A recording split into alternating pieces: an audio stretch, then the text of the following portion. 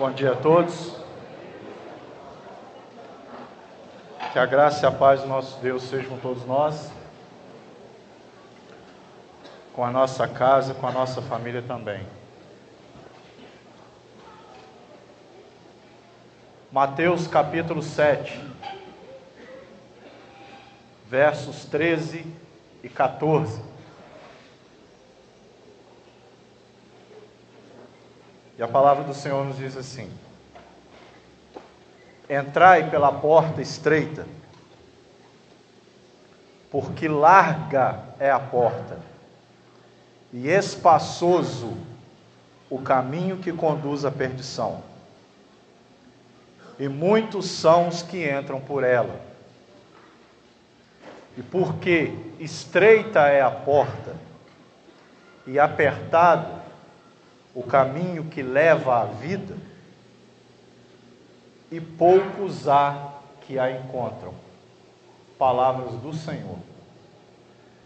Aqui nesse texto, nessa passagem do capítulo 7 de Mateus, Jesus está dando continuidade ao Sermão da Montanha, que começa lá no capítulo 5 com as bem-aventuranças. Texto creio eu, que todos nós conhecemos bem. E aqui no capítulo 7, quando o Senhor dá continuidade ao Sermão da Montanha, ele inicia num primeiro momento, capítulo 7, versículo 1, o Senhor vai falar a respeito do julgamento, que nós não devemos julgar uns aos outros, porque com a medida em que eu medir o meu próximo, eu também serei medido. Na sequência, o Senhor traz um outro ensinamento para nós, falando a respeito da bondade de Deus. Que todo aquele que pede, recebe, que todo aquele que bate, para aquele que bate se abre. E que o homem, mesmo sendo mau, mesmo sendo pecador, mesmo tendo uma natureza ruim, digamos assim, ele sabe dar boas coisas aos seus filhos, quem dirá o Pai que está nos céus.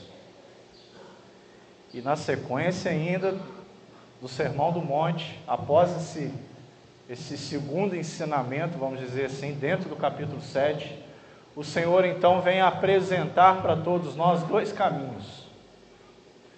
Todos nós, em determinado momento da nossa vida, estamos diante desses caminhos, dessas duas portas.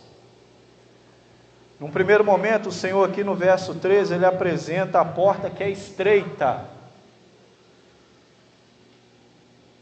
um caminho apertado. E essa porta estreita é a porta que conduz à salvação, porta pela qual muitos e muitas nos dias de hoje, como eu falei na semana retrasada e como eu repeti também na semana passada, porta pela qual muitos e muitas não querem passar. Por quê?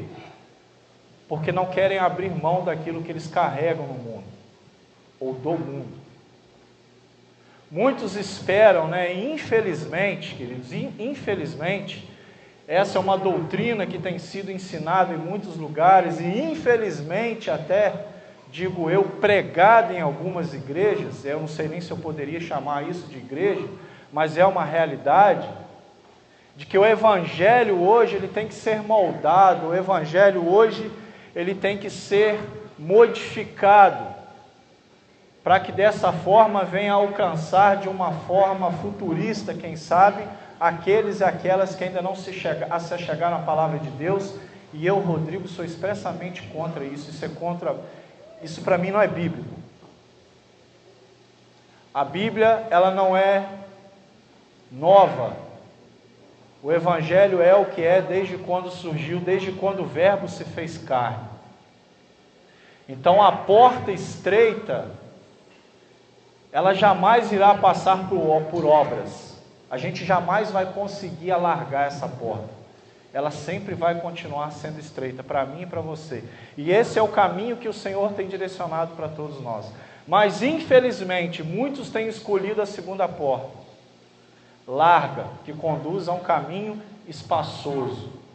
O que quer dizer isso? Pecado. Muitos de nós, e muitas das vezes nas nossas vidas, como eu disse agora há pouco, nos encontramos num determinado momento diante de uma dessas portas.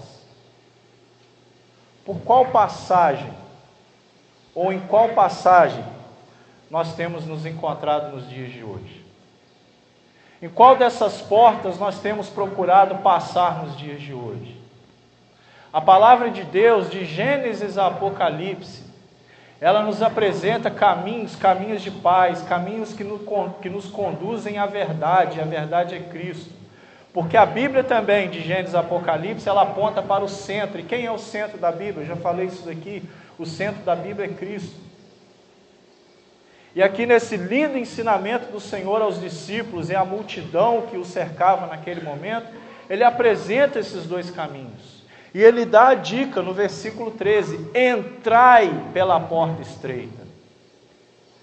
E logo que ele dá a dica de qual porta pela qual devemos passar, ele faz uma orientação de cuidado. Porque larga. Essa palavra porque, ela toma um significado, uma conotação de cuidado. Tome cuidado por onde você está andando. Tome cuidado com aquilo que você tem atraído para a sua vida. Tem um dito popular, né? E desde quando eu vi essa frase eu gostei muito dela, que diz que todas as coisas terrenas são como águas salgadas.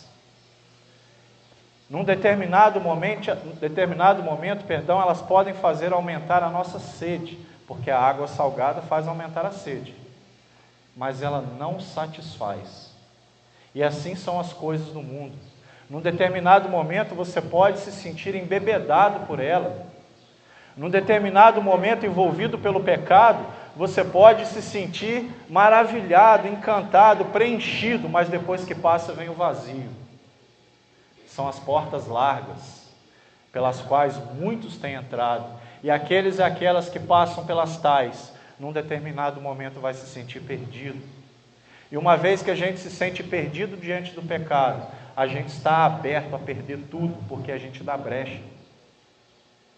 Eu sou um pecador, talvez muito mais do que você que está me ouvindo nessa manhã. Mas nós temos que ter a consciência no nosso coração de que o pecado ele tem que ser um acidente. Eu, por muito tempo na minha vida, eu já tive pecado na minha vida e trazia o pecado comigo e as consequências dele como se fosse um bicho de estimação. Mas a gente tem que ter a consciência de que o pecado na nossa vida tem que ser um acidente. A palavra de Deus nos ensina isso. Pequei, todos pecaram. Portanto, todos, através do pecado, foram destituídos da glória de Deus. Mas a gente deve lembrar que um dia o sangue verteu na cruz. E aquele sangue que verteu na cruz foi para me purificar e purificar você também. Então, o preço que foi pago na cruz foi um preço muito alto. Só que muitas das vezes a gente dá as costas para isso. E uma vez que a gente dá as costas para isso, a gente está fadado a perder tudo. Será que vale a pena? Será que vale a pena? A palavra de Deus nessa manhã nos apresenta dois caminhos. A porta estreita, que conduz ao céu, à salvação eterna. E a porta larga, que conduz a caminhos de perdição. Por qual caminho você tem trilhado? Por qual porta você tem passado? Deus te abençoe em nome de Jesus.